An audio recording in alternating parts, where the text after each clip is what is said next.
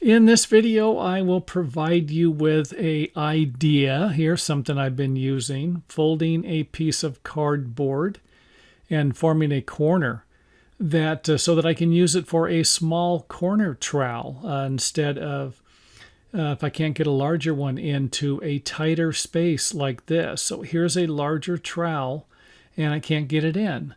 So this cardboard works great, and I'll show you here in this video footage what I actually did. So you're just going to apply some of the plaster into the joint compound topping, whatever you're using, and spread it out, get it how you want it, and then grab the piece of cardboard.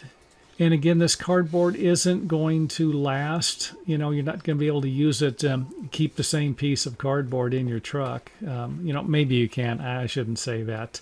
But what's the point? Just simply put more plaster on if you need to. If you don't like the corner, put more plaster on, and then grab another piece of cardboard if you have to, and give it another shot.